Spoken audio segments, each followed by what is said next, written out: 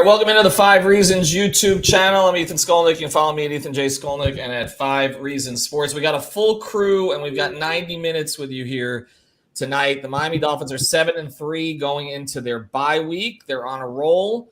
Tua has gone from a guy who everybody, well, not everybody, but a whole bunch of people in the national media said was not fit for the XFL, and now he's in the MVP conversation. So the three letters have changed quite a bit. Dolphins coming off a big win against the Browns 39-19, and the schedule is somewhat favorable going forward as well. So we're going to be with you for the next 90 minutes. I'm going to introduce everybody in a minute. There's going to be more people joining here. We want to take your comments. That's the big thing. We also got the Super Chat. If you send us money, we read your comment. That's how this works. So go to Super Chat and just send it in here and take care of everybody here on the stream. But we also will be getting to some of your questions. We want your participation. We're sponsored here today by our friend Louis Peters. You can find him at louispeters.com. That's Luis Peters.com. I just visited his office this week. This is where you go if you're looking for insurance in the Miami area. He works for State Farm, which is, again, the number one seller in that space. You can get your life insurance from him. You can get your auto insurance from him, which I have. You can get your home insurance, your renter's insurance, all of that with our friend Louis. Also, you can talk ball with him. I was in his office. He's got a Marino jersey. He's got a Tua jersey. He has the whole thing. I put it up on my Instagram. He has a Ricky Williams signed jersey in the back. So he's a huge Dolphins fan. Reach out to Louis at 305-275-5585. But actually, the easiest thing to do is just go to Louis Peters or louispeters.com and just and reach out to him there. It's 24/7 access. Walk in, call in, click in. Personalized service tailored to each customer. I can tell you, I sat down with him about life insurance this week. And he's basically look, this may not be the best deal.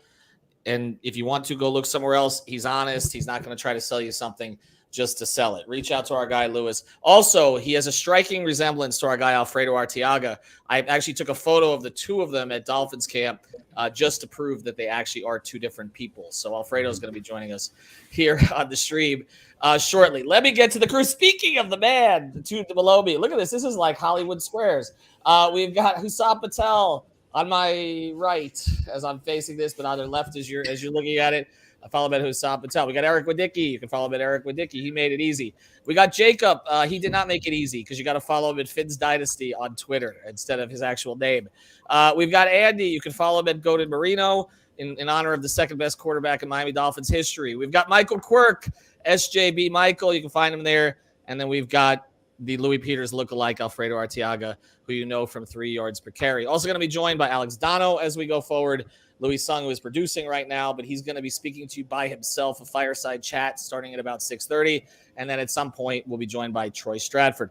All right, let's get to it. We're going to play the expectations game from the very beginning here. 7-3 on the season. I will go to Eric here first. You went into this year thinking at this point they would be what? Boy, I mean, considering the way that the schedule has played out, I mean, sure, the first 4 games were pretty tough, but I think everybody kind of, even before the beginning of the season, locked in on this 3-game stretch, and even Houston after the bye, and said, the Dolphins could be 6-4, maybe 7-3. I didn't think they would do it this way, but I think 6-4, 7-3 was actually about right going into midseason. Michael, we looked at the AFC before the year, and there was a consensus that the AFC West was loaded, right? Like that there were going to be 4 playoff teams out of the West. Looking back at it now, the way that Russell Wilson has played, the way that the Raiders have imploded, that has not turned out right. But even with that imploding, there have been teams in the AFC have been better than we anticipated. The Bengals are worse, but the Jets are better. The Steelers are worse, okay? But again, there are other teams. The Titans are still playing reasonably well. Jacksonville's been more competitive than people expected, I guess. When you look at the Dolphins' place in the AFC, at this point, if they don't get a wild card spot, you will feel what? Or better, since right now they're leading the division, and we obviously know Buffalo's got some injury issues there. Yeah, the Dolphins absolutely have the ability to win this division, and I would be shocked at this point if the Dolphins don't find their way into the playoffs. They're 7-3. Typically, what we see is if a team gets to 10 wins, even in the 17-game era, that bodes pretty well for getting into the playoffs.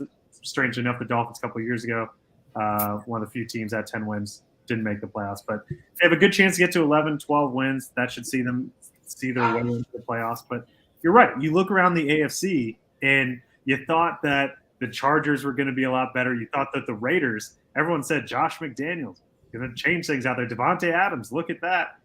They're nothing. They're historically bad. Could be Josh McDaniels' only time out there.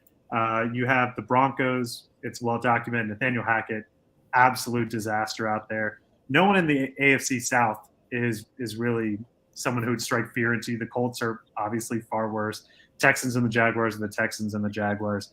The Titans are really, really missing A.J. Brown. So if you look at the AFC, there's 4 teams who can win that conference, in my opinion. It's the Bills, it's the Chiefs, it's the Ravens, and it's the Dolphins. One of those 4 teams can win it, and the Dolphins are squarely in the mix because I don't think the Dolphins they've already beaten the Bills, they've already beaten the Ravens. I don't think that they look at the Chiefs and say, that's a demonstrably better football team. So halfway through the year and squarely in the mix. Andy, give me the prescription for the Dolphins to go further in the playoffs than the Bills. Does it require home field advantage? Do they have to win the division? I think Andy's frozen. Are you talking to me? Oh, sorry. Yes. You ask that question one more time. I'm sorry. No, I'm saying, give me the prescription for the Dolphins to advance further than the Bills in the AFC. Do they have to win the division? Do they have to have home field in that game?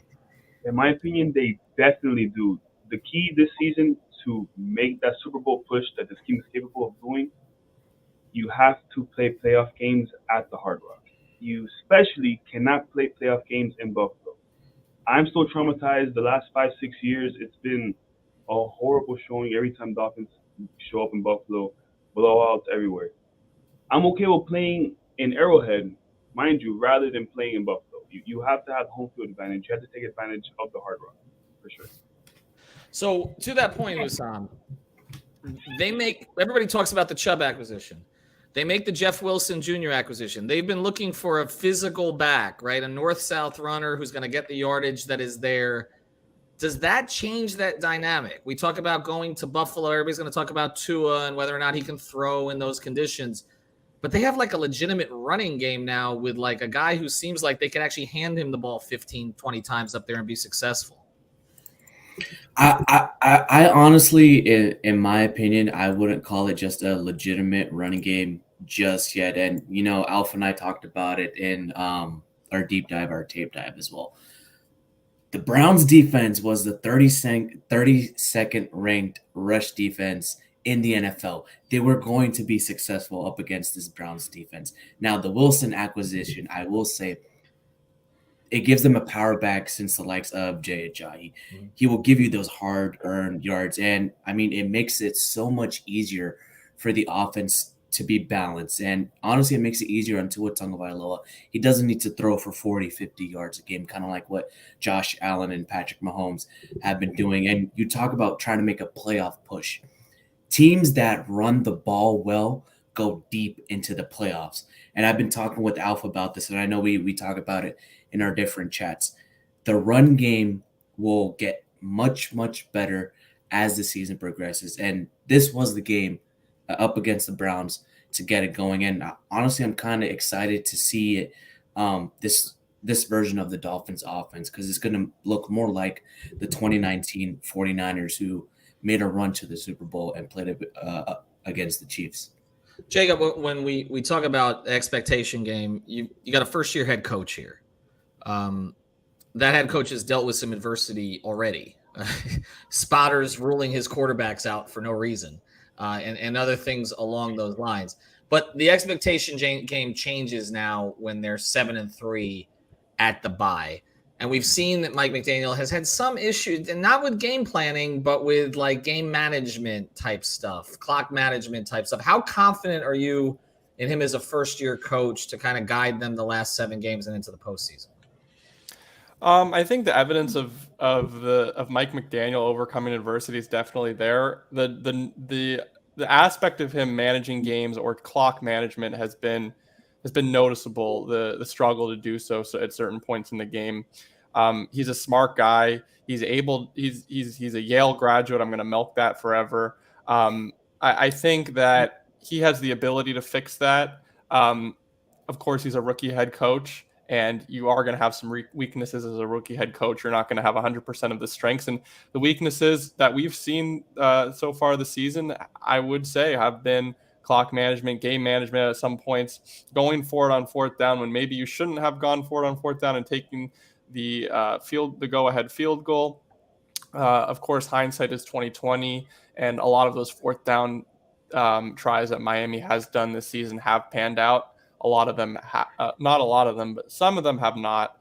And fans have gotten angry at some of the decisions he's made. But coming off of the bye, I think it's going to be, or the Miami Dolphins are going to have to rely a lot of their veteran leaderships and a lot of people that have been there before, because this is still a very young team despite all that veteran acquisitions. But the leadership is going to have to stay. You saw the mic'd up with Tua. He's slowly becoming that leader. He's shown a lot of signs of that kind of leadership. So as long as that leadership is in the locker room, as long as this team won't implode for 3 or 4 or 5 losses in a row, like last year. Last year was like 7 losses in a row. As long as that doesn't happen, and the leadership is there, I think coming out of the bye the Dolphins should be able to pick up where they left off. Alfredo, you said before the season that Mike McDaniel had legitimate expectations because of this roster, that this was a playoff roster essentially from the start. Mm-hmm. That roster has been reshaped somewhat. You don't have Byron Jones. You probably won't have Byron Jones. I think at this point we've got to assume that's pretty close to a Will Fuller situation. I know you're shaking here. Maybe we will, but it doesn't look great right now. Okay. You filled in with him with a rookie undrafted guy who's played pretty well. You've lost other depth in the secondary. You don't have Agba now, and he wasn't really accomplishing a whole lot this year, but you've brought in Chubb to replace him. Okay. You seem to have upgraded at the running back spot, and now we see what Tua has become. So has your expectation level increased at this stage from even where it was at the start of the season when you said this was a playoff team, first-year coach or not first-year coach? Yeah, it's pretty much remained the same because on our podcast, I believe the only guy who had more wins than I did was Chris Kaufman. He said 12-5. I said 11-6, but they were losing the AFC Championship game. I still think that's true. I think Simon had him 10-7 and winning a playoff game. You talked about the AFC West, and as everybody's gotten worse, the Dolphins have gotten better. And you talk about the AFC West. George Stoya, who covers the Denver Broncos, in my opinion, has the best tweet of the week. He was at Nathaniel Hackett's availability, and Nathaniel Hackett today said somebody's got to win this game on Sunday because they're playing the Raiders. And George Stoya tweets out, "I'm now convinced this game is going to end in a tie," which kind of tells you the state of the AFC. You look around, and it's a numbers game. You start counting the teams, and you realize, wow, like you wish you would have had this 2 years ago. I remember 2 years ago they won 10 games. They missed the playoffs. People forget what happened the weekend before that last weekend in Buffalo. There was 7 games, 4 of which they needed to go one way for them to be essentially just clinch that week before going to Buffalo. All 7 games went against them the week before. This year it's been completely different. Everything's breaking their way, including where they're in first place with 7 games to go, and they got one patsy left. And everybody's talking about that trip out west. Well, they're going to play in perfect conditions out there. Okay, it's as if you check the weather for San Francisco 2 weeks from now, it's looking pretty good. SoFi is indoors, so they're going to have good conditions to play their game. So they have every opportunity to make the playoffs. Playoffs is not the end all be all right now. I think they have a 91% chance of making the playoffs after winning up against the Cleveland Browns. Yeah, now there's new expectations. Now the expectations are you're in first place, keep them. Keep it. While the Bills are kind of imploding and their quarterback has a serious injury that's going to get worse and worse, take advantage of it and hold on to this spot and the home playoff game. All right, we're going to do this one rapid fire. I'm going to go Hollywood Squares. I'm going to start with Eric, and we're going to go down to Michael, up to Alfredo, then to Andy, Jacob, and Hussam. Biggest upside surprise on this team for you? Don't need a long explanation. Just give me a name. Biggest upside surprise for you on this team this season, Eric, is? Tyreek. He's historically good. We didn't think he'd be like MVP conversation good. Michael? For me, it's Robert Hunt. You knew they had the physical traits, but you're seeing the mental game really, really catch up. He's making a lot of smart plays out there, so really like what I've seen there. Alfredo? Connor Williams. Before the season, everybody was talking about, what the hell are they doing? This guy was a borderline Pro Bowler at left guard. What are you doing moving him to center? It seems they were right because now he's going to be a Pro Bowl center. Andy? For me, Kader Kahu. Didn't even know who he was before preseason. Now he's saving the season. Perfect. Perfect Q agrees with you here. Jacob? Mute. Sorry. Hussam, go. No, Jacob. Go. We need to have a pool on this. Who's first doing that? Because usually it's me. So I appreciate I'll take you that. stepping in my place for this time. Go ahead, Jacob. I'd agree with Rob Hunt. The offensive line has been exceeding my expectations so far this season. I hope it stays that way. Hussam?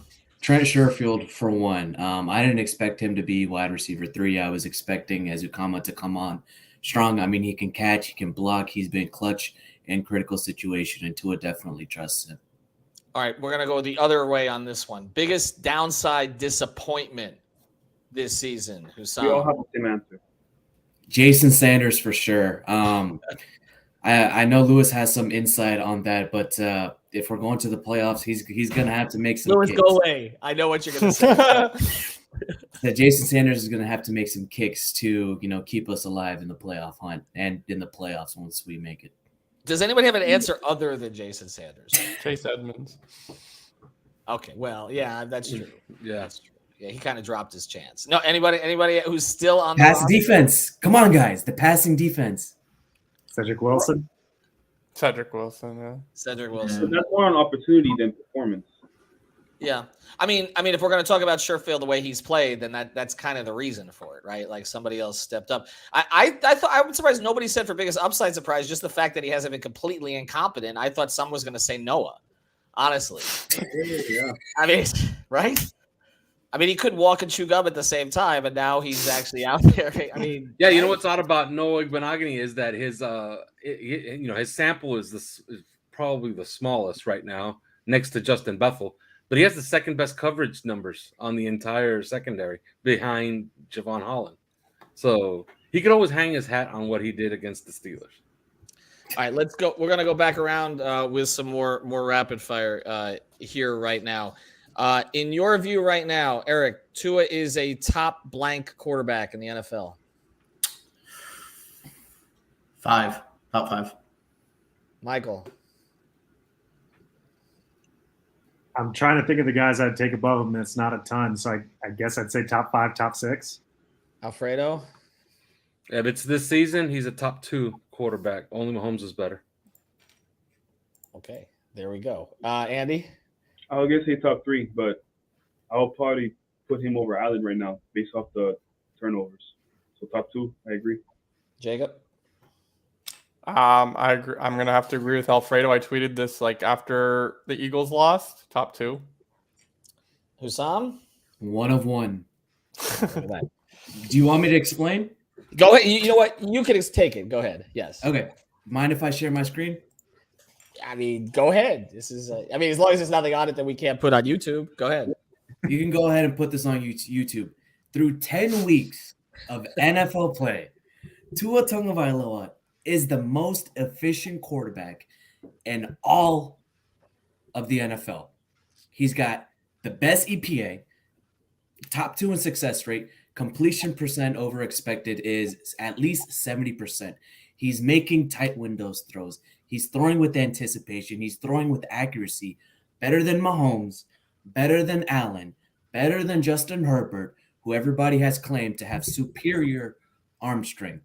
But Alf, as we know, arm strength is not about throwing the ball 500 yards deep. I just can't get over where Geno Smith is on that list. That's what I'm looking. The Tua number is ridiculous, but I can't get over that. All right. Remember, guys, 3 Ps: protection, play caller, playmakers. and presentation on YouTube, like you just did. All right, you know what? I'm gonna start with Jacob on this one since I let you go a little bit longer on that one. Characterize Xavier Howard right now in like one word. His season is he still elite in your view? He's had some lapses this season. I think people. I can't do this in a word, but it's too. Yeah, so that was probably asking too much. But it's characterize his season. I think that there are most of the time that he locks down defenders and people don't talk about him, as they did not talk about him. He's doing his job and he's doing his job great. But there are certain times where he lets up touchdowns and he lets up some big plays. I think he did have that forced fumble, but inconsistent, I'd say maybe that was one word. Some games he's great, some games he plays poorly. I don't know. I'm curious to see what other people think. We'll go to one more person on this because I want to get to another question on this. Michael, your view of Xavier Howard's season? Yeah, unfortunately, I'd also have to agree with Jacob on that with inconsistent. There's a lot of times where your corners, you want them like your offensive line. If you don't have to say their name a lot, it's because they're not a problem. And there are a lot of games where teams are just refusing to go to that side of the field. And then there's some times where I don't want to say other teams eat, but that he gets beat a little bit. So you want to see a bit more consistency from him. And part of that's not his fault, given how much has happened to that secondary and how much he's having to cover there. But yeah, you definitely want some more consistency from him. All right, Andy, we're going to come back from the bye and we're going to learn that one of these two players is out for the season. Okay, he got in a jet ski accident in the Bahamas. Okay, I don't know. One of these two guys, okay, is out for the season. Terron Armstead or Tyreek Hill. Which could they survive? You can survive Hill, I think. You cannot survive Armstead. You know, you have reinforcements in wide receiver. You do not at all. Alfredo, you agree with that? I disagree. As good as Terron Armstead has been, Tyreek Hill's gravitational pull is the best in the sport. I was asked yesterday, I forgot where, but I was asked, who's the best, because I guess they were expecting me to say Tyreek Hill. Who's the best wide receiver in football? And I said, no, it's Justin Jefferson. But Tyreek Hill has the best gravitational pull. He makes part of that offense really, really go. And you could see it on tape every single week. I think they could survive a short stretch without Terron Armstead because they could game plan around it, even though he's been absolutely spectacular. Hussam, break the tie. Tyreek Hill. I mean, it's obvious in the passing game. It's obvious in the running game. While Terron Armstead is probably one of the most important pieces on the offensive line, you can have Austin Jackson back. And we know with Mike McDaniel, he's an offensive guru. He's got really good, high-quality offensive line coaches as well. Tua's not getting sacked. He's not getting pressured at the same rates he was last season. He's getting the ball out quick. I think he'll be fine without Terron Armstead. Yeah, and also should be noted that the one game that Terron Armstead left after 8 snaps against the Jets, they just pointed at Brandon Shell and told him, hey, you play left tackle. And he had to go up against a pretty good pass rush, and he actually played one of his best games of the year at left tackle. So, yeah, I think they could survive a short stretch without Terron Armstead. Tyreek Hill changes too many things. I actually agree with Andy on this one, but that's okay. But I'm gonna get deeper into my opinion on that. Eric, let's go to this one. If I was to say to you, today that. Nah, I'll go a different direction with this one. I'm sorry. Where was I going with that? See, this is what happens. Lewis, come rescue me. I had this. Oh no, Mike Gesicki. No, Lewis, go away. It's a Mike Gesicki thing. Go ahead. Eric, do you think that Mike Gesicki has shown enough this year that you would anticipate he will be back with this team next season?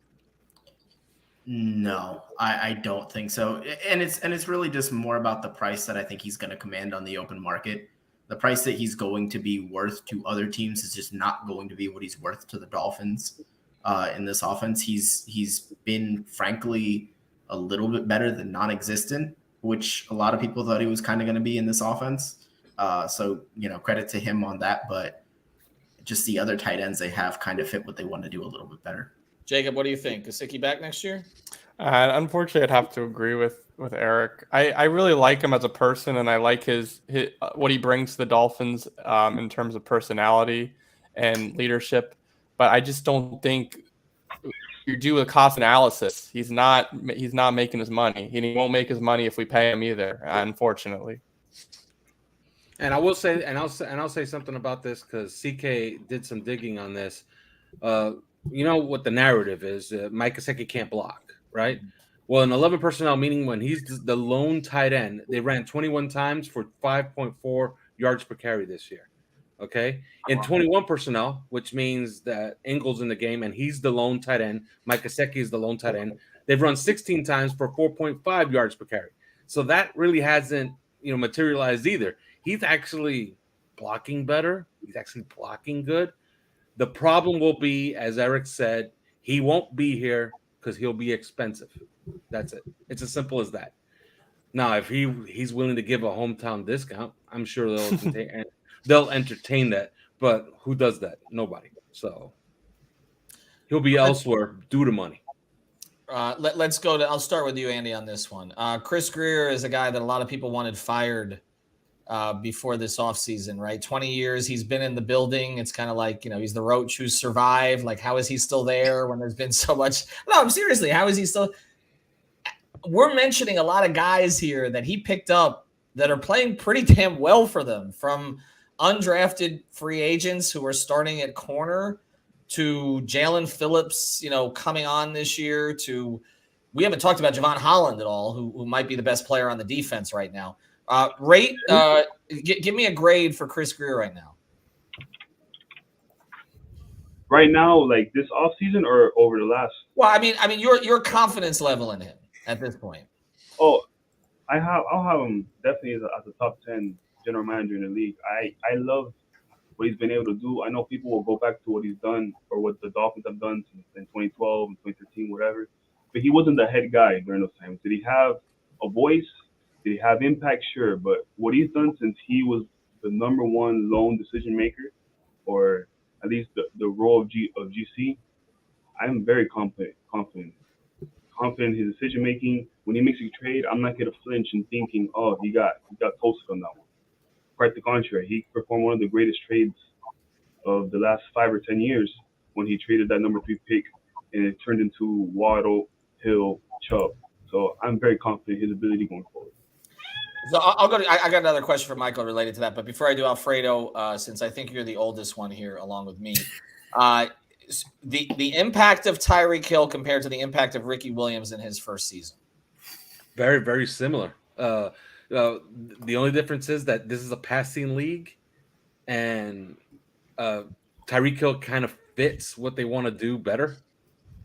Back then, the league was transitioning toward a passing league, and you essentially added a guy that made you the best running team in the league. But you still needed a quarterback. But their impact is almost identical, I would say. Hopefully, it doesn't end the same way, because I was in New England when Norv Turner decided not to put the ball in Ricky Williams' hands and have Jay throw it 3 times to Chris Chambers with Terrell Buckley guarding him over the middle, and none of that ended up working out. Michael, one thing you would like to see Chris Grier do better? Well, he did something that not a lot of GMs do, and that's admit that they're wrong, which he did, of course, with Chase Edmonds. Hey, I thought this was going to fit. It didn't fit. Gone. We're going to upgrade immediately. So cut bait quickly. So I really like to see that.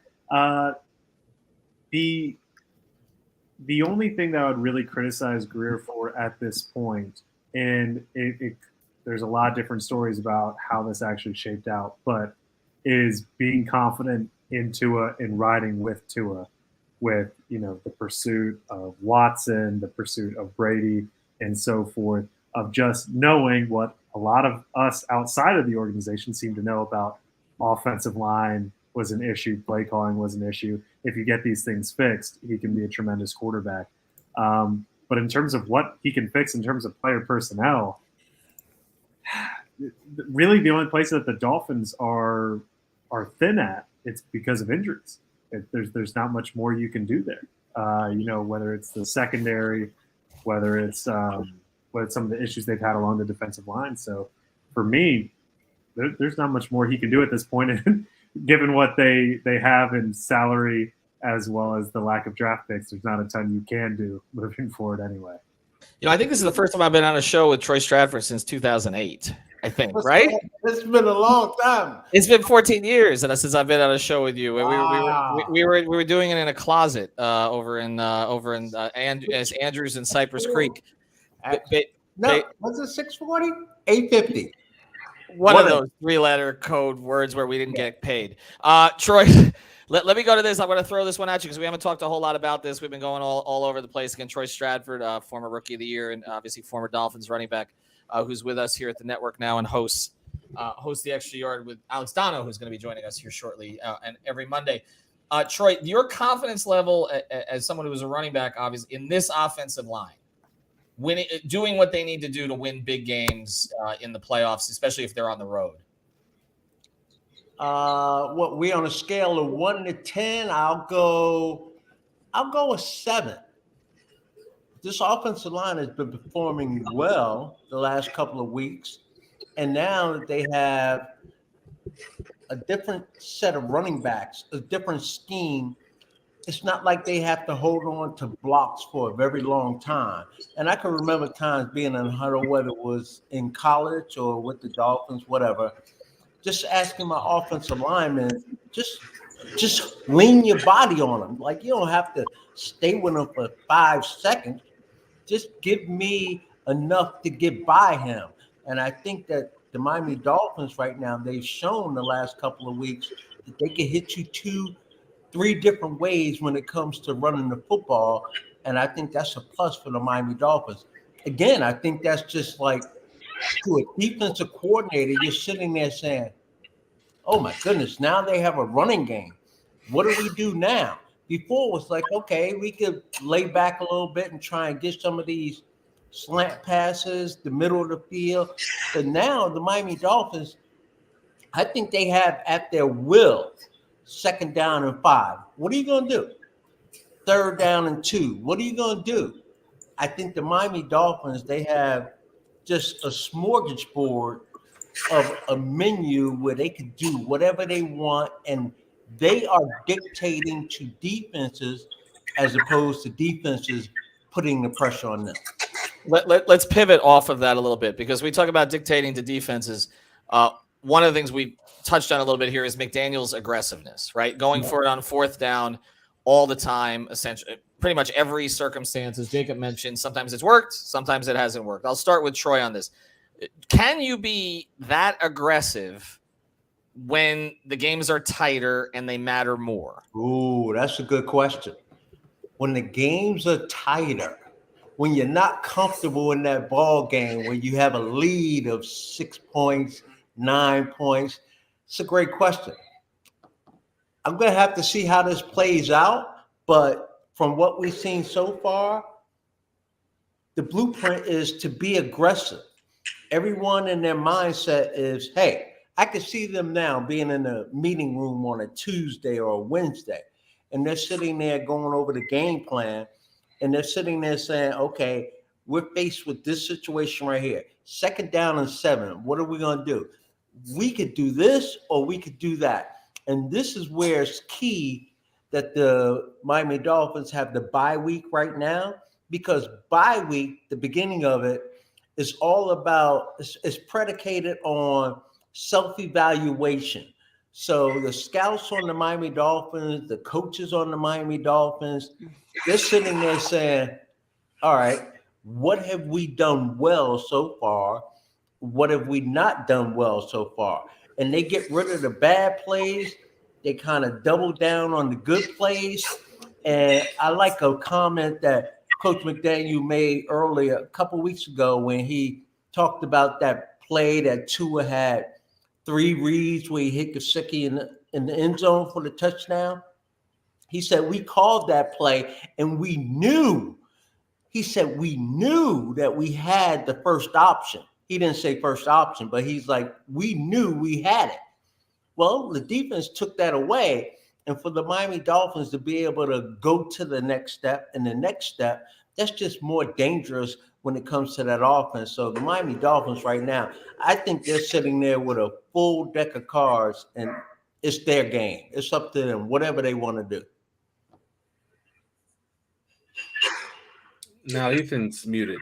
Okay, now I have to add to the pool. I'm sorry, it's not just Jacob who's throwing a buck in. All right, let's it's like a swear pool. Hussam and Alfred, I'll go to you guys on this. So with what Troy's talking about here, which is essentially the whole menu is available to them. They as you talked about, Hussam, the running game is getting better, not there yet where you can count on it all the time. Obviously, Tua has been incredibly efficient, 9 touchdowns, no interceptions the last 3 games. If you were a defensive coordinator right now, what would you try to take away? What is the Achilles heel of this offense? Alf, you can go ahead first. If I was going to try to take anything away from the Dolphins, I think you got to take your chances and just play a 2-deep shell, maybe quarters, and then just try to take away everything intermediate and just flood the intermediate zone and just rally and tackle short. Like there's not much you can do against this offense if it's actually executing. So I'll try to take away what they do absolutely best, which is all the intermediate passes. Like that's what I would try to take away. Hussam, same approach? I like where Alpha's going, but I'm more so going with Mike McDaniel's play calling on 4th down. Mind if I share my screen again? Share it. Go ahead. So right here, it's just a fantastic sight, and it goes over the 4th down aggressiveness of how each team has gone. On the Dolphins, you can see, they're going for it on 4th down. It's just a matter of fact right here. If you can see the Dolphins, that they're going for it for almost at a 60% rate, but they're more so towards the average conversion rate, which leads me to believe, how can an offensive guru, how can an offensive genius not put the ball in Tua's hands when Tua has been one of the most efficient quarterbacks in 3rd down and in 4th down? So I think defensive coordinators would have to bank on Mike McDaniel being too smart for his own good on 3rd and 4th, on specifically 4th downs. Well, a little too cute. I mean, the 4 runs down by the goal line surprised me. I wasn't anticipating that you're not going to give him one opportunity down there. Let's switch to the defense, though. I'll go to Andy on this one. Josh Boyer has been criticized at times this year. But again, he hasn't had his 2 starting corner. They haven't had their full deck of corners. They were supposed to play a defense that was based on the success of the corners. They've had to pivot now. They're bringing a guy in Bradley Chubb. Agba's out. How would you evaluate his performance? What's your level of confidence in the Dolphins defensive coordinator? That's 3. Add you to the pool. Unmute.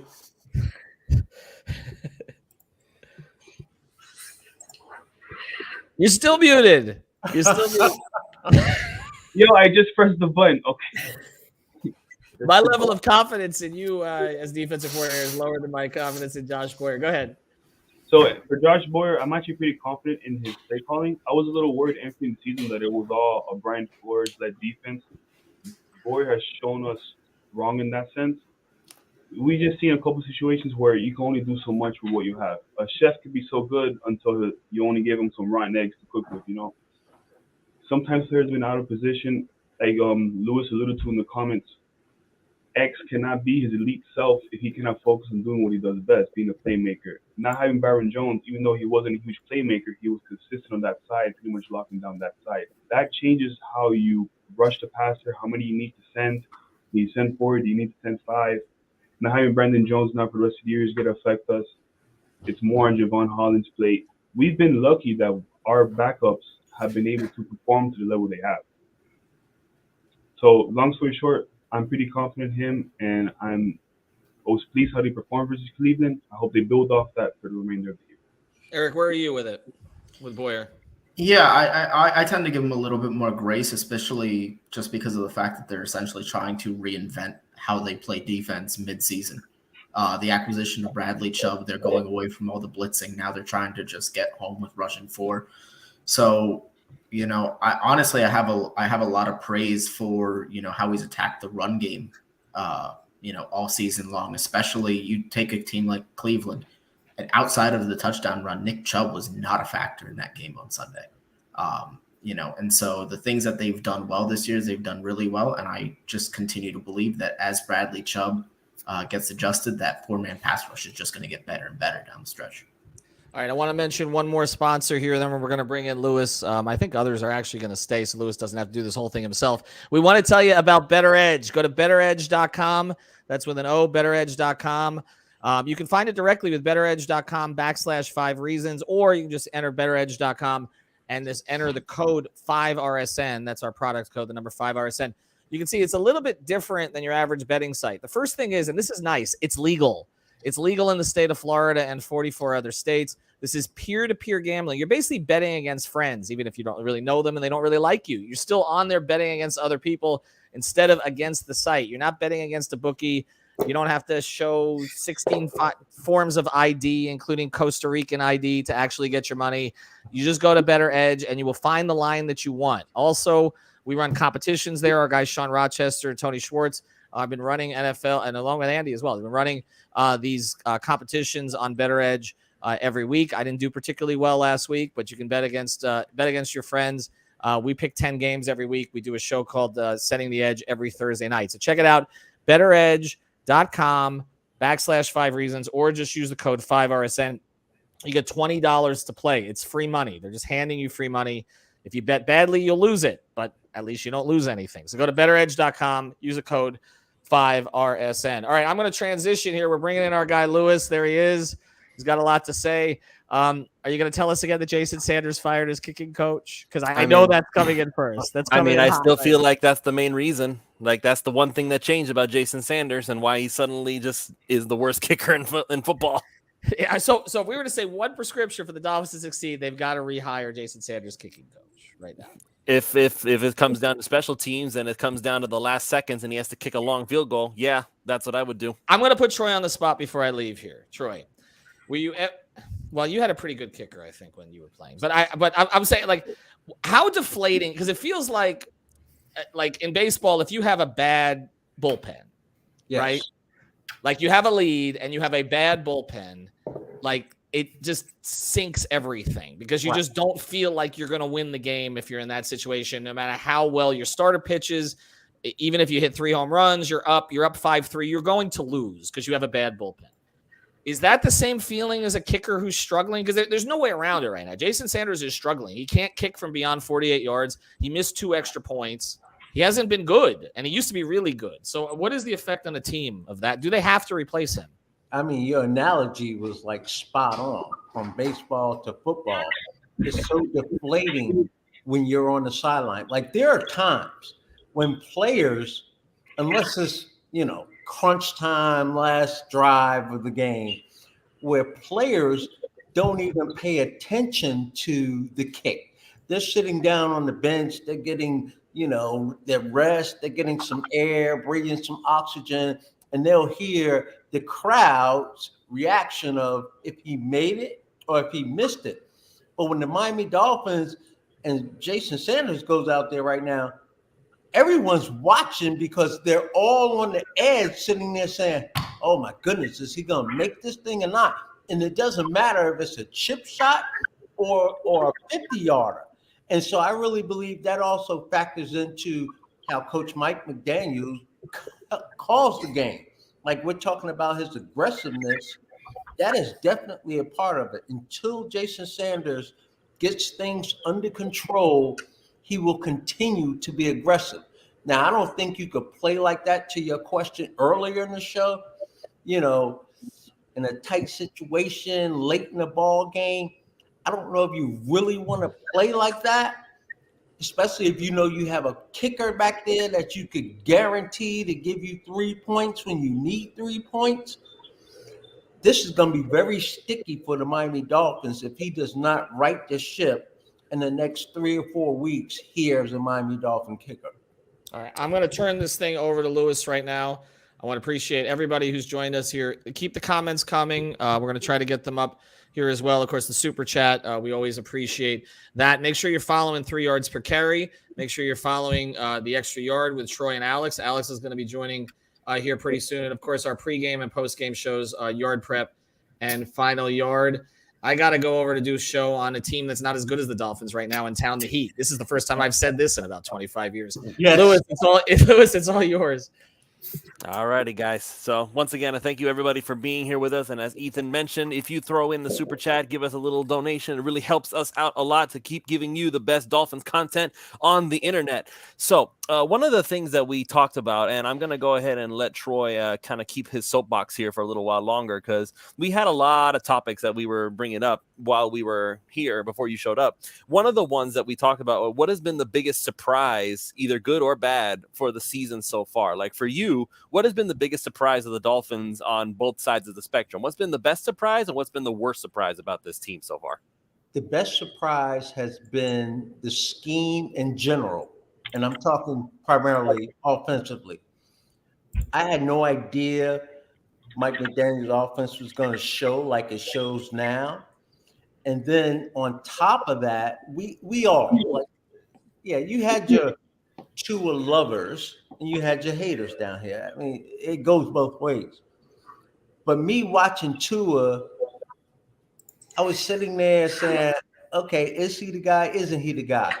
But the scheme has settled him down. So now I look at Tua and I look at the rhythm, the pace at which he plays this game, and I go, that is unbelievable. You know, there have been a number of people who question, is he in the running for MVP for the entire league, right? And I go, I don't know the answer to that. I really don't, because I really think that Tyreek Hill brought a lot to this football team also. I think that Coach McDaniel brought a lot to this offense as well. But I think that Tua adds a different element to it. So as opposed to when he beat an NFL MVP player, I said, let me take a look at how many other quarterbacks in this scheme right here that the Miami Dolphins are running. I go, how many other quarterbacks do I think could run this scheme?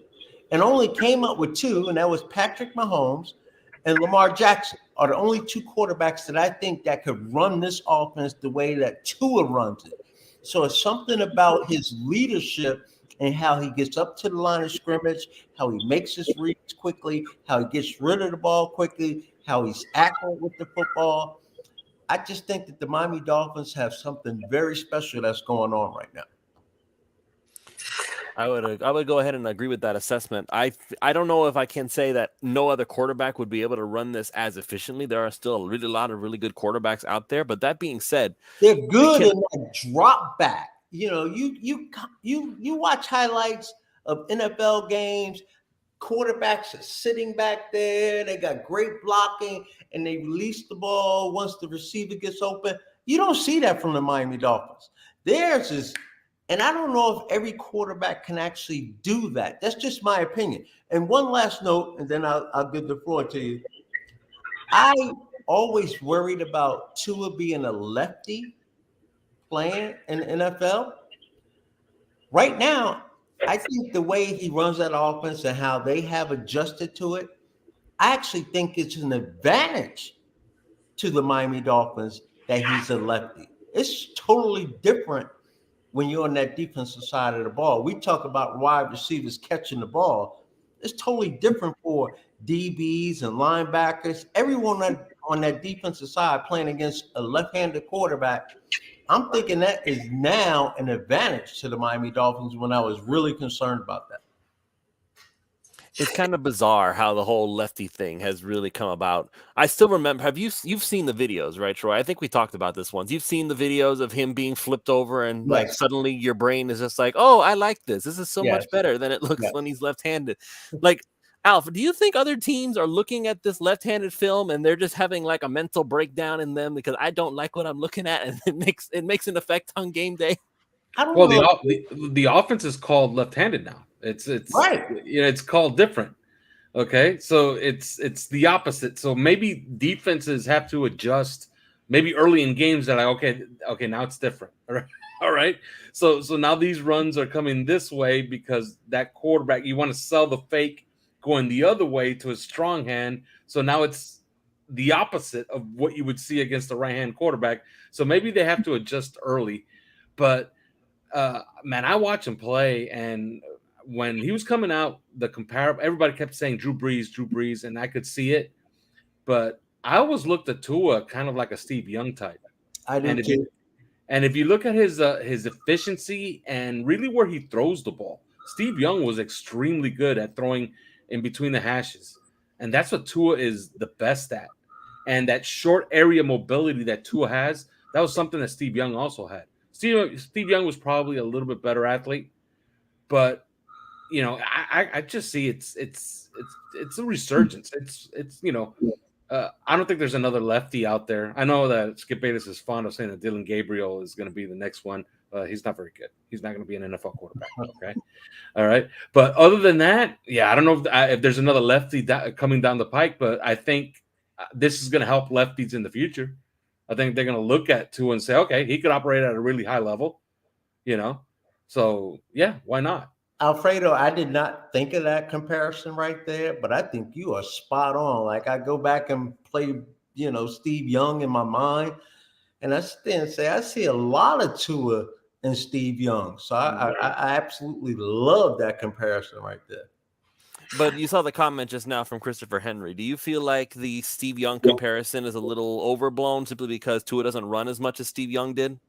No, I think the commenter that he said that Steve Young is a running quarterback, he's just replaying a couple of big runs that Steve Young had in his career.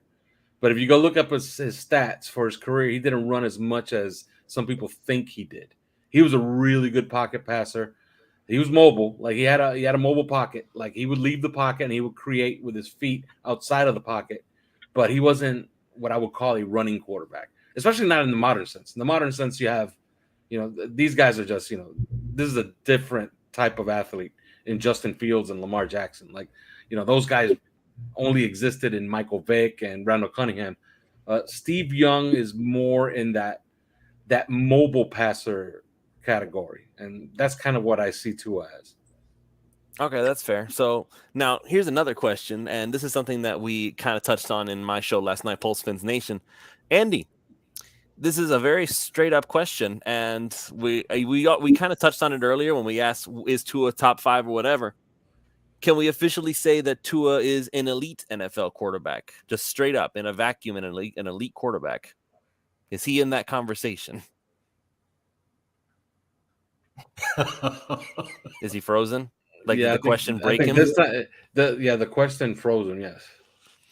Okay, Yeah. I think he might be stuck again. He's been saying that the stream keeps crashing for him. Well, I'll go ahead and I'll put it to you guys. Is he an elite quarterback? I gotta ask you, what's your definition of elite? Give me 3 guys who are elite. You're gonna give me Lamar Jackson. Lamar Jackson, I would say, is elite. Mahomes. Patrick Mahomes, I would say, is elite. Josh Allen?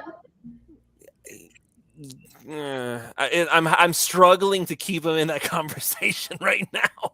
I mean, objectively speaking, yes, he is still one of the elite quarterbacks. He still basically runs that whole Bills offense by himself because he doesn't have a whole lot of help aside from Stephon Diggs. So, but those I'm sorry, go ahead. Anyone else? No, I'm talking to Andy. It's like, he just came back. Oh, Did I break up? Okay. Yeah. Yes, Is he elite? Yes or no? 100%. He's definitely in the upper echelon, top 5 NFL QBs. The numbers say it. The eye test says it. His record 7-0 this season says it. There's no way anybody can say with reason that he's not top 5 and really top 3 this season in the NFL. Yeah, and I'll say something about Tua as well, because everybody's just focusing on his season this year, and rightfully so, because he's having a monster year. But he's always been a guy who's adapted to whatever he's asked to do. There's a reason why this guy had no OTAs, basically no camp, okay, and still went 6-3 as a rookie. And then the following year, he has a coach that hates him, 3 different offensive coordinators, a system that doesn't fit him, and he goes 8-4. And he had a couple of really, really good games. People forget he had that string of 130 quarterback ratings last year as well. And he also played the number 1 ranked pass defense against the Panthers and completely tore them apart. And he's able to mold himself to what he's asked to do. And then here comes Mike McDaniel, brings in a system that is quarterback friendly, and he's unlocking everything. Like, have you ever played like video games and you say, okay, you unlock this character and you unlock that other character, and you expect it to be, to take 2 years maybe to unlock everything. We did podcasts where, we would look over the playbooks, previous playbooks from the Shanahan coaching tree, and Mike Martz talked about it as well. Sean McVay talked about it. Kyle Shanahan talked about it, and he said usually it takes about 2 years in this system, to completely like master what you're supposed to do. If you watch the system from week 1, you can see that they're adding a little something more every single week, and it keeps growing. It never gets dialed back, So I'm wondering what those installs are supposed to look like, because Mike McDaniel even said it on his availability this week, where he said, sometimes, we have 50 and we have 60 plays in the install, but he feels like Tua knows about 100 of the plays in the playbook. So imagine when he has complete mastery of the playbook. Like, that's when you're really going to see this offense take off. And wait for them to get the players that they want for this system, namely the right tight end core, the right tackle. So yeah, it's arrow up, and he's getting better and better every single week. So now that brings up an interesting question, though. So obviously, one of the things, the trade deadline has passed. The team is they're still looking to get better.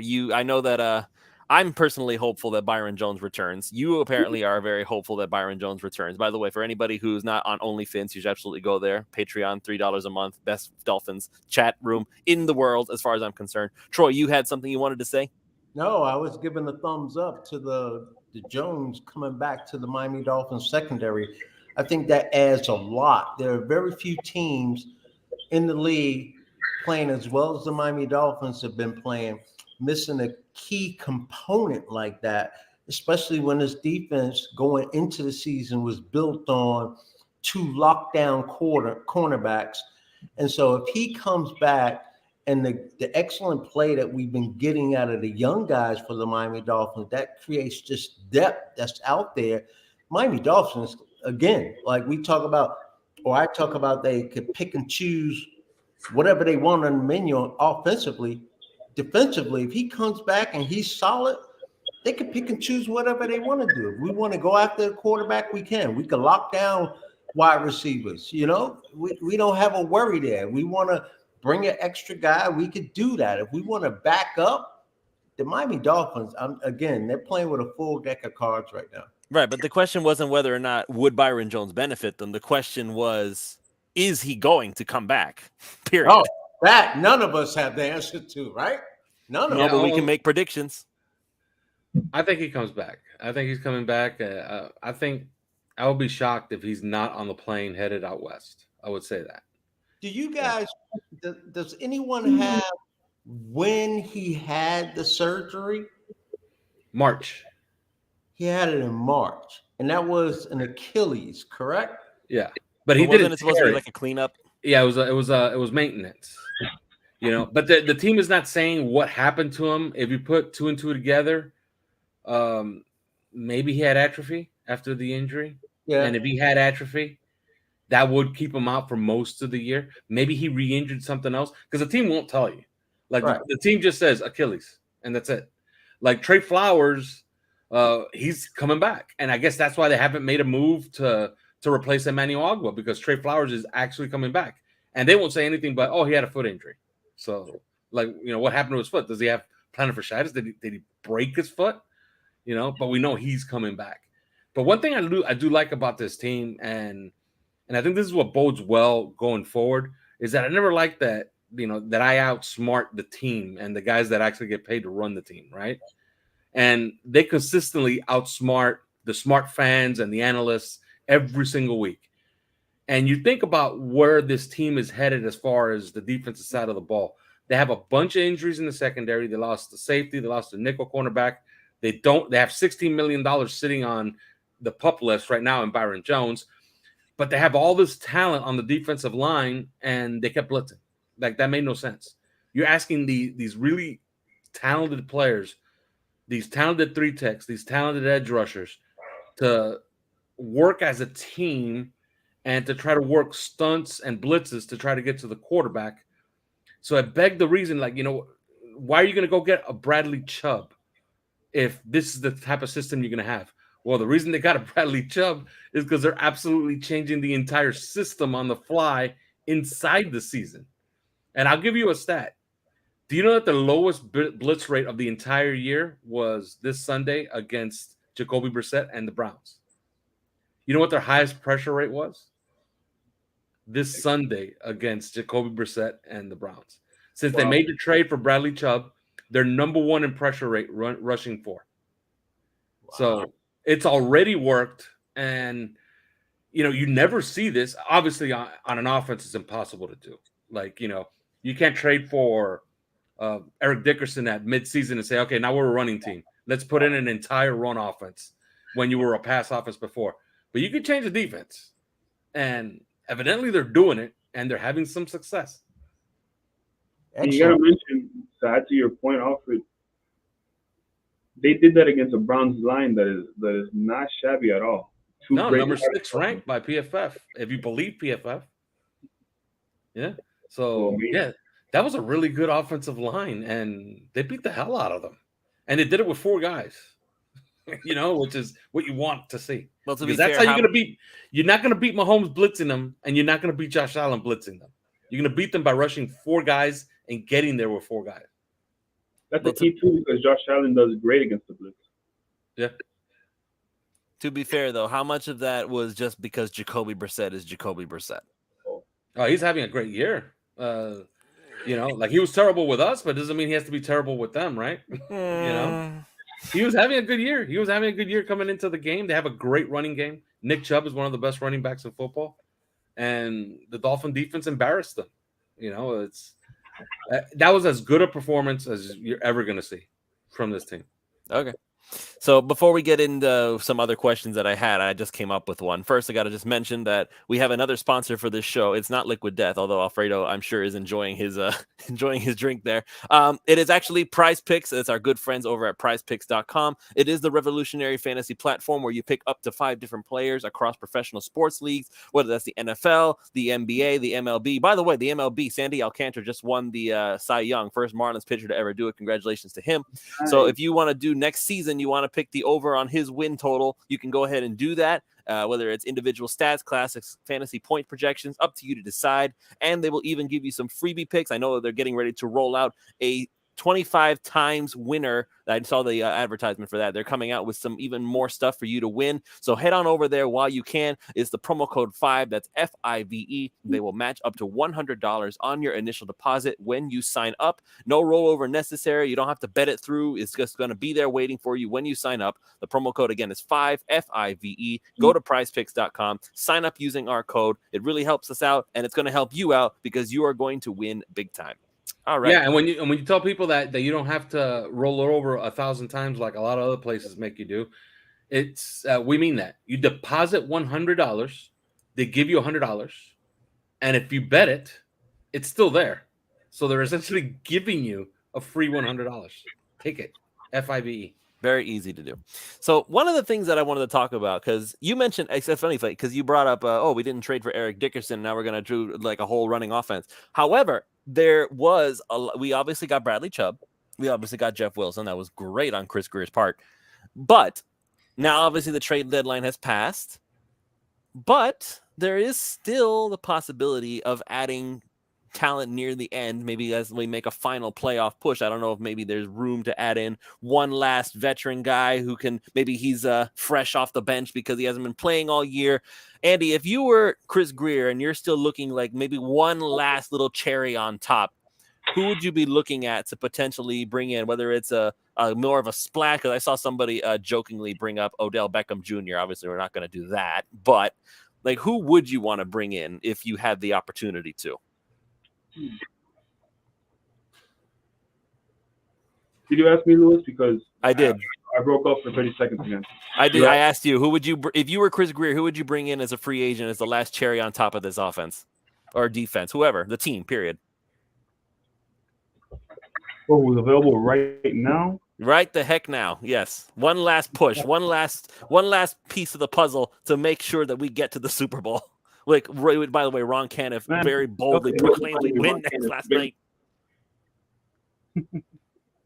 I can't blame him. It would have to be secondary help. I might kick the tires on Malcolm Butler. I might kick the tires on Kevin King that I'm seeing he's available right now. Maybe Sheldon Richardson if you want some more D-line help now that Ogba's down. But I would definitely look for try to find a way to fix Byron Jones' Achilles. That's the best free agent. The free agent is the guy we already have on the roster. Okay, fair enough. Oh, this was actually a guy that I was wondering about. Los Dolphináticos Canal, aka the Dolphimaniacs, something or other. Ndamukong Suh, he's still there. He's still around, and he can apparently kick field goals. He can kick field goals. That'd be something that'd be interesting to do, right? Just bring him in and then have him kick field goals. You know, Ndamukong Suh could play the role that Emmanuel Ogba vacated. But I think they're holding out on Trey Flowers.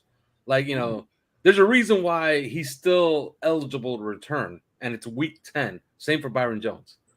You know, usually teams don't make it this far in the season and keep them eligible, and they never come back. Like, that's, you know, the only time that ever happened was with Will Fuller.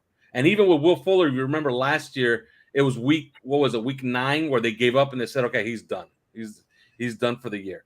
And evidently he was done for his career because he retired. Yeah. You know, but that was understandable. He mangled the finger. He almost lost the finger trying to scoop a ball that was in the dirt from Jacoby Brissett. But if you're gonna add anybody, Trey Flowers and Byron Jones, that's a hell of a pickup, right? Yeah, I guess two guys that'll play a lot of snaps. One will play starter snaps, and the other guy will play maybe 20 snaps a game at defensive end. So yeah, those are the two pickups. You know, Odell Beckham, like. Man, the offense is so good and humming right now. That's like putting a ball of ice cream on top of a steak, right? like, you know, the ice cream will taste good, right? But do you really need to put it on top of your steak? No, the steak is fine. The potatoes are fine. The wine is good. Don't touch it. Don't mess with it. It's a good meal right now. You don't need to add anything else. You know, it's like if you're cooking a meal and you're like, you know what? It probably needs a little bit more salt. No, if it tasted good, leave it alone. Right. It's fine. So, it is fun to imagine bringing in a fresh Ndamukong Suh and just letting him wreak havoc along with the likes of Melvin Ingram and Bradley Chubb at the same time. Yeah, I know he's older. He's old. He's an old. Like, I didn't realize how old he was at this point. I was like, oh, he's that old. Isn't he? Is he class of 2010 draft? Say, yeah, no. Ndamukong Suh. Let me pull him up here real quick. Ndamukong Suh, last time he played. He played last year. He played last year, yeah, but he's 35. Wow. Yeah. The only thing I would say about Ndamukong Suh is like he's a really, really, really smart guy, a really smart businessman. He has so much money. Like, how do you motivate him to suit up and play past week 10? Was he with Tampa? Was he with Tampa when they won the Super Bowl? Yes. Okay, then he already has his ring. I don't know what else could be. Yeah, I don't see where the motivation is. Okay, you know, like there's nothing you can do to entice him. Like you dangle $5 million in front of him, he's gonna say, okay, that's nice, but I don't need it. You know, I think he's done playing football. It has to be something like ridiculous to entice him. You got a ring in Tampa, got a ring in LA also, right? Last year. Well, yeah, was he there also? Was he with it? Really? Hang on a second. He was. Aaron Donald were kicking ass. No, he was with Tampa. In Tampa Bay. He was with Tampa Bay in 2021. He was with the Rams in 2018. Oh, damn. Yeah, I remember. Yeah. Well, get him another ring and get him some South Florida sun, man. That will entice anybody. His retirement home, his football retirement home. He was already in retirement home. He was in Tampa. That's Florida. Yeah. Tampa's not a bad place to be. So, but okay. Yeah, so and he's signing, and the last time we saw him was last year, and he signed a really sweetheart deal. It was 1 year for $9 million guaranteed. Basically, the Teddy Bridgewater contract. And for lack of a better term, well, okay. So, but I'll ask you then, Alf. Like you brought up, Byron Jones and Trey Flowers, but let's say we really wanted to go outside the organization. There's not anybody out there you'd be like, you know what, this might be a good piece. Not that I could think of. Like all the guys that that kind of made sense. They were at the trade deadline. They fixed the holes that they had. They needed another edge rusher. They went in and got him. They needed an RB2, and they went and they got him. And now he's evidently maybe RB1. There was no tight end to have, so not even in the secondary. No, if you could find like a dedicated punt returner, a guy who's really, really good out in the street, I guess, but I don't even think that exists. You know, I talk to a friend often. We have these discussions, and he tells me this person is available or this person is available, and I go, they're available for a reason. So if you're available right now, I don't know if the Miami Dolphins will bring you in here, because first thing I'm going to think is, okay, unless you're one of these veterans that just outpriced yourself playing for another team and you're going to get that last little icing on the cake before you retire, I don't see the Miami Dolphins bringing in anyone unless the only thing I see is someone who has played for Mike McDaniel in San Francisco, and for whatever reason they were injured or they got released or whatever the case may be. That's the only thing that I could see, because, you know, we just saw an addition come to the Miami Dolphins, you know, from San Francisco, and he made point about how comfortable he felt walking into the locker room. That's the only situation that I think would help this. I agree with you, Alfredo. When it comes to Trey Flowers and Jones, those are the two guys that you need to get back on the field for the Miami Dolphins, and they should be fine. Yeah, that's pretty much it. And look, there's one guy that was kind of interesting, but he signed 3 weeks ago, and that was Deshaun Jackson. He signed with the Ravens. Like, that's a guy that you could have signed as depth, you know, because they have this whole speed thing going on offense. But I look at this list, this free agent list, and I don't want any of these guys. Like, none of these guys are better than what we have. They just aren't. And, you know, we have certain guys on the practice squad that are okay. Freddie Swain is fine. You know, like if you need some depth, you know, there is no punt returner. Like I'm looking right now, there's no punt returner of no. Wasn't Swain a returner? Yeah, and we have him in the practice squad. So, you know, that's pretty much it. Like, there's nothing else really. There's nothing else I would want. So really, the only you can say again. To Troy's point, you can kind of look at old San Francisco players from last year. Darquez Bernard at cornerback, maybe D Ford as an edge rusher if you really want to make a reach out there. But yeah, there's no one really better, like Alfredo's saying. Mm-hmm. Okay. I mean, hey, but I guess that means that at this point, there's really nothing the Dolphins can do to improve their roster for the Super Bowl run. So let's do that then. Like, we talk about being realistic. Is Super Bowl realistic at this point? If they win the division, then yeah. And if you're not talking Super Bowl, then what the hell are you doing winning the division, right? If they win the division, then yeah, absolutely. If they win the division, you got to be talking. We got to get to the Super Bowl, because it's you manage to run an inside straight here. Okay, if you win the division, you're gonna have teams coming through Miami where they don't lose. Okay, they just don't lose with Tua. They just don't. He's 9-1 in his last 10 home games. Okay, and the one game that they lost at home was that Atlanta game, which was an absolute disaster. So yeah, if they win the division, the Super Bowl has to be the goal. Anything less is kind of a disappointment if they win the division. If they don't win the division, you got to win a playoff game. This team is really, really good. You want to get some playoff experience, win a playoff game. But yeah, if you win the division, Super Bowl is the goal. Troy? I just listened to what Alfredo said, and that makes 100% perfect sense to me. And I don't usually think that far ahead. Like, I'm sitting here saying, okay, I'm going to enjoy this bye week, and the Miami Dolphins need to get ready for the Houston Texans. And I really don't think that far ahead. And I'm not going to start doing it now. I'm going to lean on the guys like you, Alfredo, like you guys who pay attention to that down the road. I just say keep winning and things will work out, because at this point a week ago, I don't think any one of us thought that the Miami Dolphins at the end of the week would be in first place in the AFC East. I didn't think that. So I don't think that far ahead. So I can't really answer that. I just hope that they stay healthy. They keep winning. They keep getting better. And I think the sky's the limit, because I really love how this football team is playing right now. Well, for what it's worth, apparently we have some folks who think that the Dolphins will not be in first place by the end of this week. Maybe not. They don't play. For that guy, Jets gang, it's impossible for the Dolphins not to be in first place. They would be tied. They would be tied. Right. Okay. But don't the Jets have the tiebreaker right now? No, Miami has the tiebreaker because of AFC record.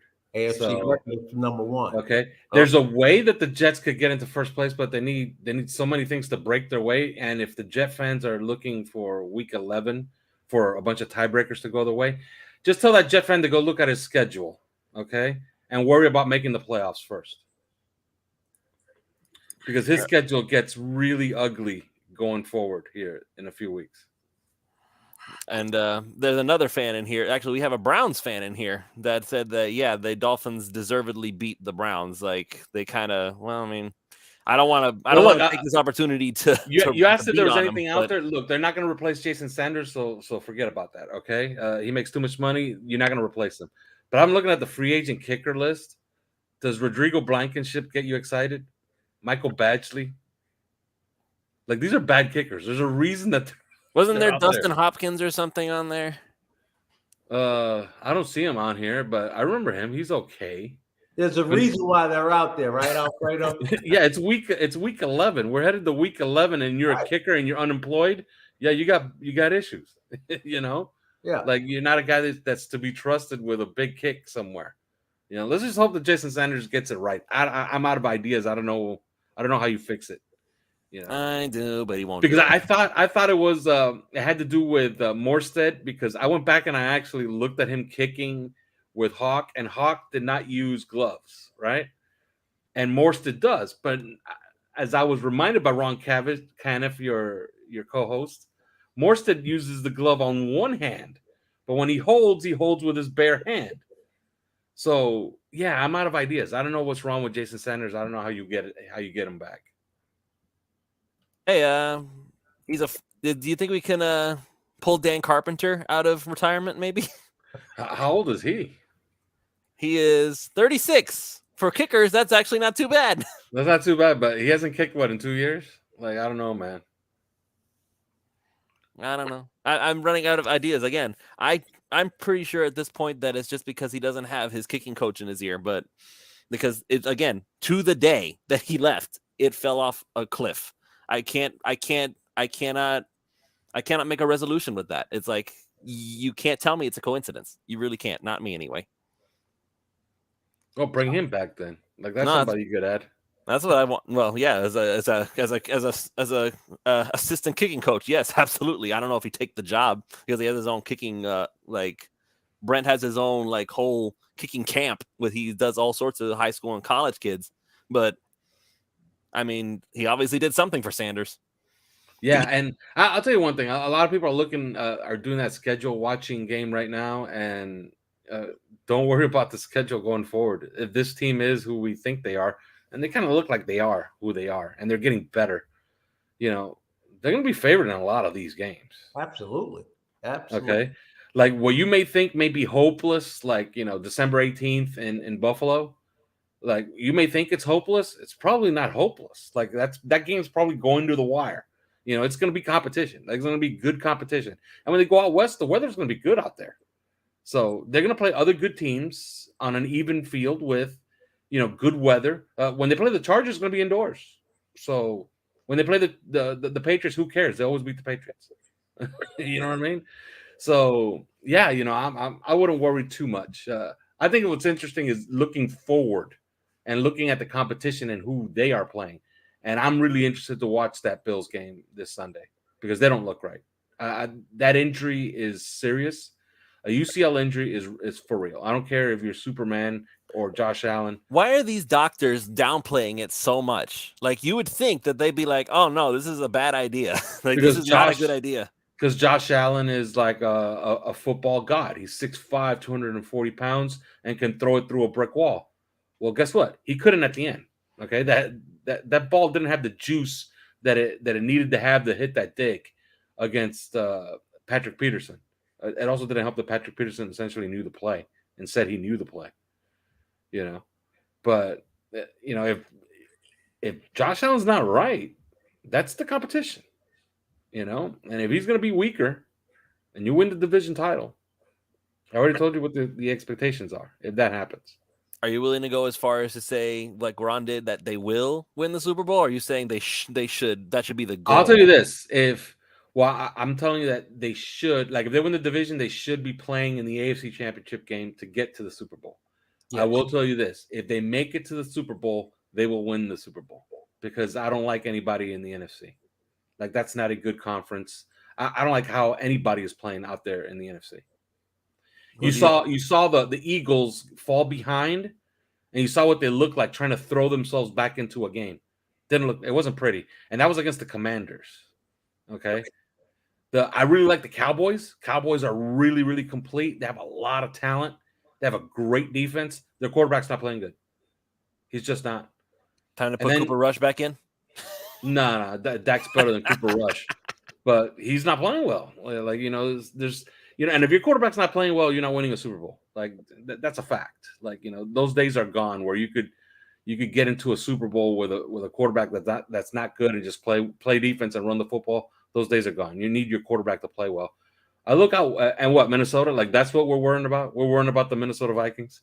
We saw them here in Miami, and we had Skylar Thompson and Teddy Bridgewater almost beat them. Alfredo, I'm going to get my tickets right now. I'm going to get them. I'm actually look. Where's the Super Bowl? Where is it this year? It's in Arizona. Okay, and if you're gonna go out to the desert in wintertime, and if you're gonna cover it, you know, and it's gonna be indoors, by the way. If you're gonna cover the Super Bowl, you got to go get your hotel room like now. Yeah, that's already sold out. Yeah, you know, but yeah, they make the Super Bowl, they're winning it. You know, I don't like who's out there. Like, you know, the only if Dak Prescott becomes great again, like he starts playing like Dak Prescott from 2019, from the guy who before he got paid. Yeah, if he starts playing like that guy, then okay, all right. I think Dallas is better, but he's not playing like that. He's not playing that good. Dallas, maybe Niners. Niners they look like that's a good one. That's a good one. But let me ask you a question. Are you afraid of Jimmy Garoppolo? Sir, no, sir. I'm a little afraid of CMC. I still. Yeah, he'll be down before the season's over. Don't worry. They're really, really talented. They have an all-star team on offense, and their defense is really, really good. You're gonna see them in 2 weeks. That's gonna be a lot. That's gonna be a lot of fun. That's gonna be a fun game. Mike McDaniel going back to San Francisco. Can McDaniel out Shanahan? Yeah. You know, it's really interesting listening to other people from other teams, how they cover their teams. Because if you look at like Grant Cohn, who covers the 49ers, he hates Shanahan. And I'm like, you guys don't know how good you have it. You know, other teams have people like Jeff Saturday rolling out there running their team. Hey, 1-0. They won, Alf. Are you? Yeah, no, he's undefeated. He's never lost. Rooted for him. Yeah, he's never lost. Yeah, I was rooting for him because everybody was just ripping him unnecessarily, in my opinion, all week. But he won. You know, and it's hilarious how Josh McDaniel, they can't fire him because they can't pay him. You know, that's hilarious. But yeah. Arrow up. They make it. They win it. That's wild. Okay. It's about making it, though. It's not going to be easy. You got to win the division. Winning the division is not going to be easy. But who says it had to be easy, right? The Bills are finding out that it's not easy. Yeah. All of a sudden, no, not anymore, because now the Dolphins are actually a legitimate football team that can challenge them. 4 weeks ago, I just did a Bills podcast this afternoon, and they're despondent. 4 weeks ago, they thought that the regular season was a formality. Right. Like, all they had to do is just get through it. Well, 4 weeks ago, they were still yelling about the sun being too hot, and that's why they lost. Yeah, and look at where they are right now. Okay, they got to go play in 6 feet of snow against the best running game in the league. So yeah, good luck on Sunday. Who are we going to So, watch the most on Sunday since we don't have it? Oh, Jets, Patriots. If you're a Dolphin fan, you got to hate watch that game. Yeah, like that's gonna be a lot of fun. So Because guys, either result's good. Either result's good, although you kind of want the Patriots to win. yeah. Whatever helps the Dolphins most, right? And it would be the Patriots. Yeah. The most exciting result will be the Browns beating the Bills. Yes. That's the most exciting result because that starts giving you a cushion. And you're like, then wow, Bills, we didn't even ask for a cushion and now we're getting one. Awesome.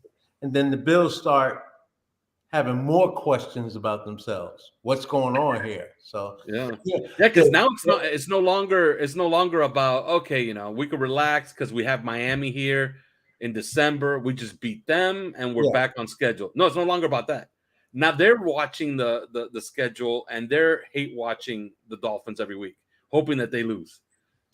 So yeah, that's the best result. Like if you could get the Browns to win on Sunday, wow. There's two sides of this coin right here of how I think.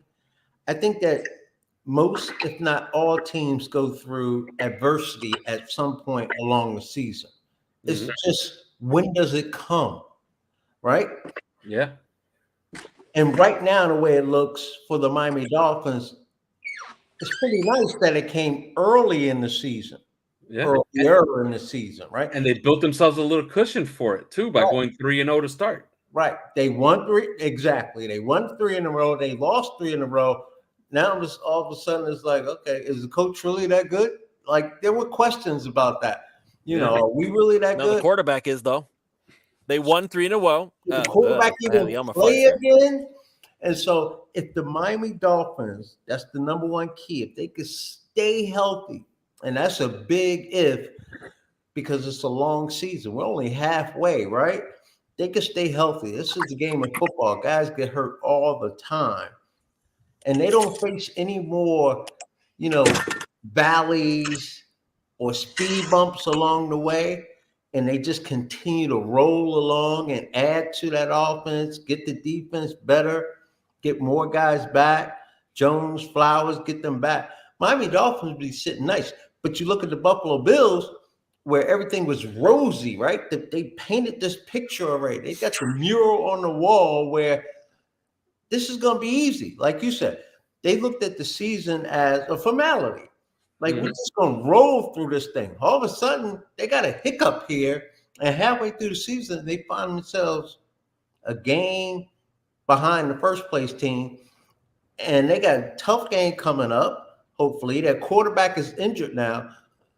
I like that they got a little bit of adversity that they got to deal with right now. Let's see how they handle it.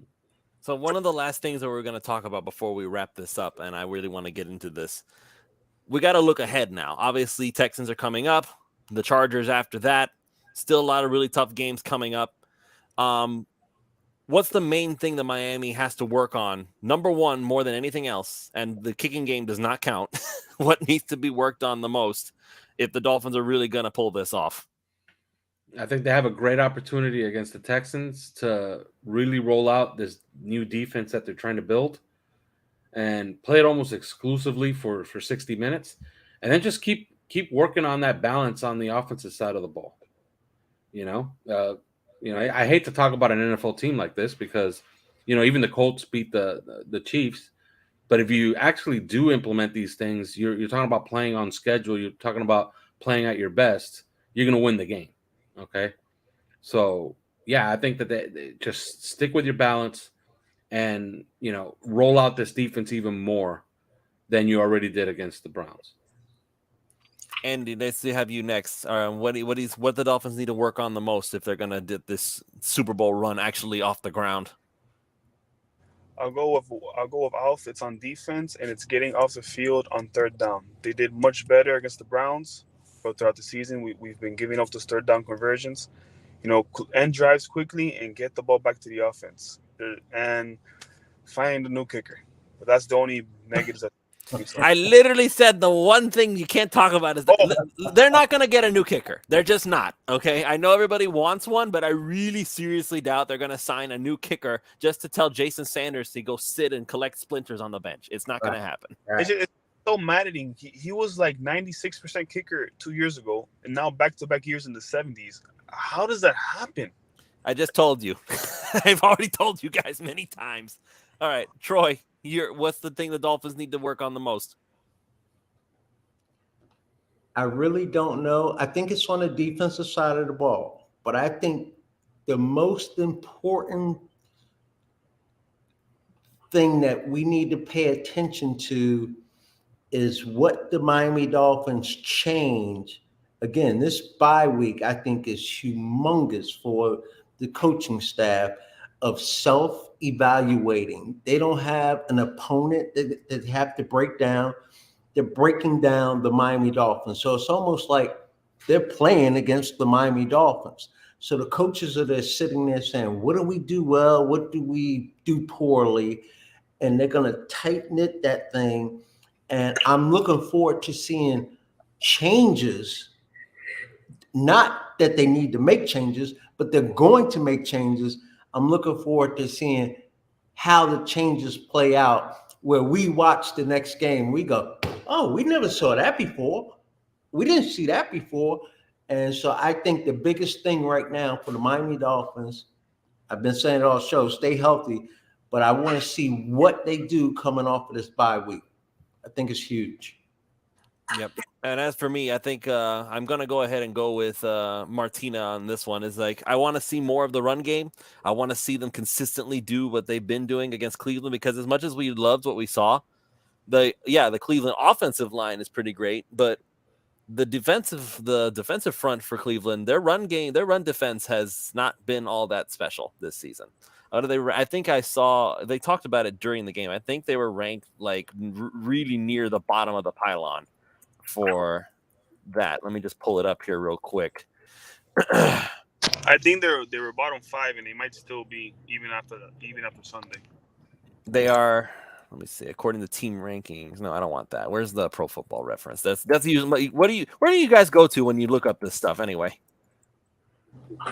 Team rankings might have it, but NFL team leaders on the NFL site is the best one for that. Oh yeah. Mm-hmm. I'll have to check that out. I've usually gone with Pro Football Reference for most of my stuff. ESPN's not half bad either for team stats. So run defense. Okay, so according to Pro Football Reference, anyway, the Cleveland Browns are 21st overall in the league, specifically in run defense. So it's not the worst in the world, I guess, but it's okay. It's not that great. Just for the sake of reference, the Houston Texans are the 32nd ranked run defense in the NFL. So good to know. If Jeff Wilson and Raheem Mostert don't combine for like 200 yards rushing, I guess we can be upset about it. And by the way, to give people a little bit of perspective, because people lack it on the internet, especially 3 years ago today was Tua's hip injury. That catastrophic hip injury. 3 years to the day. And today he's an MVP candidate. I'm glad they're not playing today. All right. So I guess that's it. This is the off-season report, ladies and gentlemen. We've thought about what we thought they were going to do. We talked about what we think they're going to do. Like, Super Bowl is starting to become an actual conversation here. And that's kind of wild to think about, because even I think to a certain extent, the guys from 3 yards per carry, the guys from extra yard, Troy, I don't know if you guys were all thinking that, you know what, we were optimistic, sure. But did we really legitimately think that we were going to be talking Super Bowl? Because think about how good they've gotten and how dominant they've been on the offensive side of the ball, scoring points, that we can actually look at this team and say, you know what? They could actually win the Super Bowl. Talk about a change in expectations. I figured, playoffs. They're not going to get very far, but they'll get to the playoffs. No. There's very little that I can see that could legitimately get in their way at this point. Like the giant towers that were blocking their way have suddenly become just like regular size hurdles. Like they can get this done. One question for you, Alfredo. You sound like an encyclopedia of knowledge, right? You know way more than I know when it comes to this stuff. When was the last NFL team to win a Super Bowl who has not gone to the playoffs for 1 or 2 years prior? There seems to always be this, you got to take baby steps, you got to get there. Is there a team that has done that? Not that we need that. I'm just wondering. We want to add That that to won the it? record books. That won it. I think it's the Eagles, but that made the Super Bowl last year. The Bengals. Okay, I got you one here. You ready? Good example. I got you one. The Eagles. The Philadelphia Eagles, 2014 missed the playoffs. 2015 missed the playoffs. 2016 missed the playoffs with a 79 record, 10-6 record. Then they won the Super Bowl With Nick Foles, right? with Nick Foles. So yeah, so the Eagles is that example. They missed the playoffs 3 straight years, and then they won the Super Bowl. Boy, where's Manny when you need him? I need him Well to come done. in here and like brag about it. Well done. And you didn't have to go past Cincinnati. Like, they don't have to win it. I mean, it'd be nice if they got there. Lovely if they won the thing. Was Tampa not before the Brady thing? Yeah, Tampa also. Tampa, same thing happened with Tampa. And they won the Super Bowl though. And they won the Super Bowl. So there you go. So Tampa was technically the last team to do it. Yeah, I'll give you Tampa Bay's run up to their Super Bowl. Tampa Bay, yeah, they won the Super. Okay, I got one for Tampa Bay. All right, you ready? Yeah. Missed the playoffs, and they had the top 3 pick. Then they had the worst record in the league. Then they missed the playoffs with the 4th worst record in the league. Then they missed the playoffs. Then they won the Super Bowl. So they missed the playoffs 12 years in a row. And all they needed to do was add Tom Brady and Rob they made the Gronkowski. playoffs once and won the Super Bowl. So all right. Gee, no wonder. No wonder Steve Ross wanted Tom Brady so bad. bad. It happens all the time. In other words. All right. No Not wonder. like the NBA. No wonder Steve Ross wanted Tom Brady and bad enough to tamper. Yeah. But you know what? That just goes to show that when you get a quarterback who's on his game, like suddenly everything becomes possibility. Absolutely. All right. I think Andy got stuck again. I think he was saying something, but like it looks like he needs to drive home safely, if you ask me. It's like don't stream and drive, ladies and gentlemen. Don't stream and drive. Yeah. We try to be safe in the network. I was just gonna ask, can we agree that the biggest obstacle we have besides ourselves would be Jason Sanders in a playoff game? Because I just have a really bad feeling we're gonna get hit like the Bears did when their kicker missed an easy 30-yarder to win the game. That's why you got to be up 2 touchdowns and never have your kicker be a factor in any. You score points in a hurry. You never have to worry about your kicker making issues. And all your defense has to do is just hold down the fort, just like maybe 1 or 2 drives. After that, just score points all the time. And we can do that now. That's the scary thing. We can do that now. It's been a long time. I don't think I've ever seen an offense that can score like on command like this. At least not like that. Not, unless I was like maybe during the twilight years of the Marino years. And I wasn't even aware of it while I was watching it. The Miami Dolphins going to surprise everyone and get Jason Sanders back on track by getting him, believe it or not, involved in the game with an early onside kick that they're going to convert, and he's going to become a new man. That might be a bigger prediction than winning the Super Bowl. If you're going to do that, Troy, if you're going to do that, go all the way. I got a question for Troy. Troy, you won Rookie of the Year. Do you remember who you beat out for the trophy?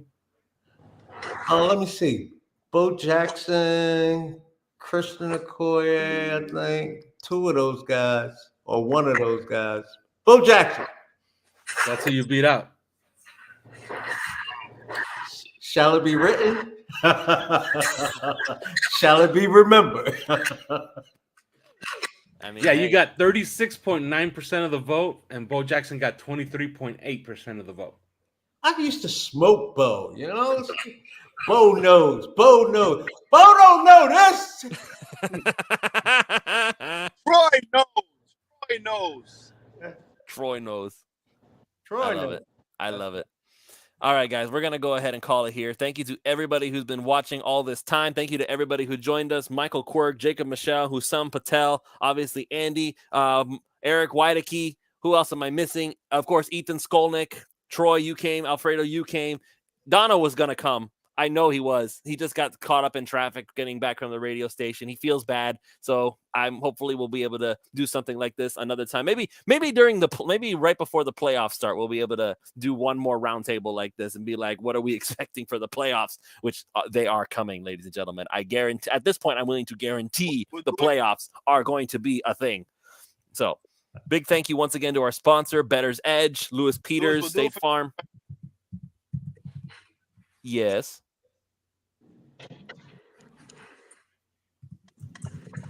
I can't hear anything you're saying, dude. He froze. Oh, no, we'll do it for bye week, the wild card bye week. Wild card bye week. Well, if we win the division, then we don't have a wild card bye week. Well, unless you have the number one seed. If you have the one seed, you have a bye, and if not, you're playing that weekend. But you're playing at home. There you go. Oh boy, Greasy Flight. That's not Troy Vincent. That's Troy Stratford. I got that the last show. Troy, you need to put your last name on your thing. I am going to do that.